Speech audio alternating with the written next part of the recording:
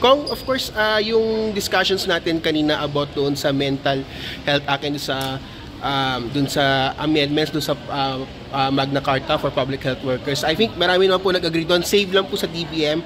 Ano po yung mga naging considerations natin sa hearing kanina? Kasi kanina I heard nga po sa DBM na parang medyo nag-aas sila ng consideration doon sa sweldo ng mga public health workers po. I think yung unang-una yung concern nila yung standardization o yung ng definition. That's mga salary grade. Kailangan yun ma-standardize.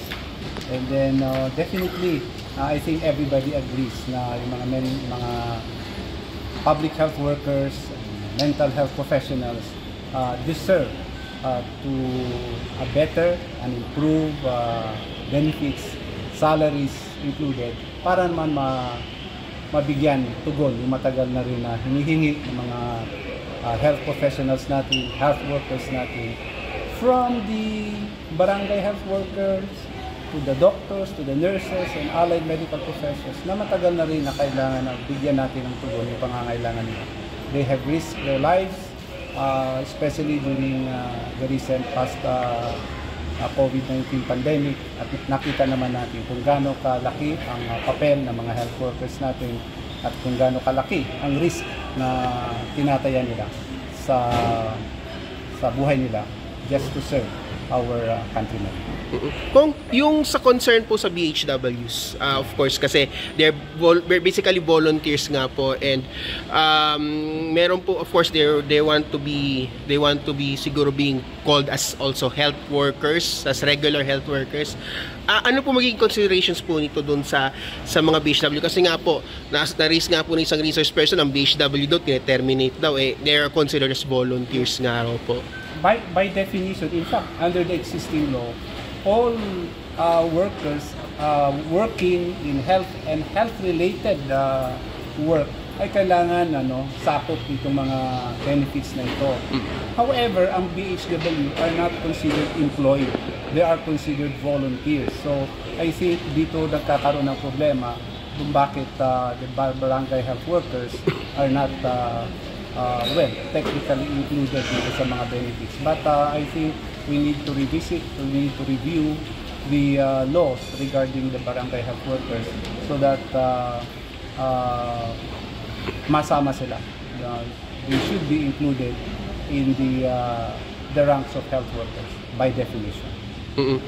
Kung of course isa rin sa napag-usapan kanina is yung possible na expansion of the RITM into the Visayas, and also I think narinig ko po kanina na parang there are possible conflicts or parang magkakaroon yata duplication yata between Vicente Sotto and Gallares. Ano po yung inyong naging consideration po doon sa RITM expansion po? I think there is no duplication.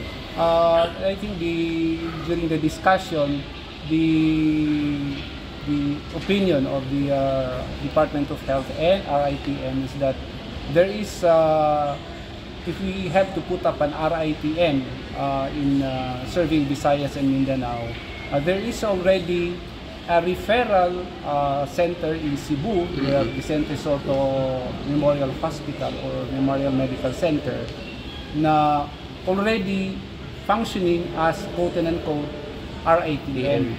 But having said that, that does not preclude the need for establishing a center or a hospital that functions or that will serve the same function of RITM function dun sa Bohol.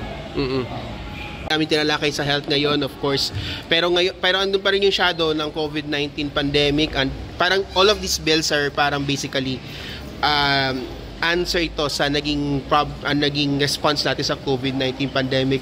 Ano po sigurong inyong assurance na these bills will be passed, and of course itong bills na to would benefit a lot of Filipinos po, especially yung sa public health workers and yung sa mental health workers natin? Well, kung magpapasa itong bill na ito, this will mean an increase in salary, increase in the benefits, and this will encourage health workers to stay in the Philippines and serve the Filipino people.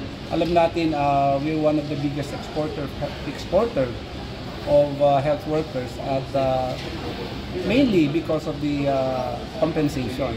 So if we are to pass this bill and becomes into law, then this will address the problem or the reason on why the most health workers leave the Philippines. Sir, karagdagan na lang, ngayon consolidated na siya and isa sa pinaka-primary talaga na gusto is may taas ang sahod and all of the members of the committee and there, sir, are supported.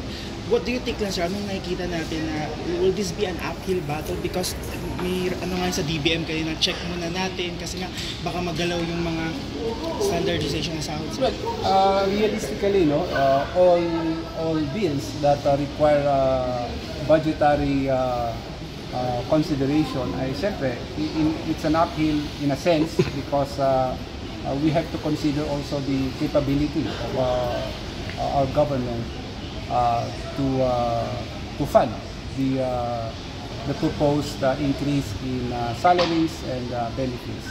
But that doesn't stop us from looking for a solution in addressing the shortage of health workers and the inadequate healthcare delivery system in our country. Well, sir, finally, na-spotlight po yung mga medical health workers na itong mga panawagan nila, sir, ay matagal na sana ay mapakinggan. I mean, they are given spotlight ngayon, sir, so the congressman are listening na pwedeng mapagbigyan. With more reason, no, na ngayon, in fact, nakita natin during the pandemic na talagang the healthcare workers are really the frontliners. Nandiyan nakataya ang buhay nila, and they really, I'm a doctor by profession, so I understand the plight of the health workers in our country, and definitely I am all for increasing the benefits, the salaries of health workers in our country.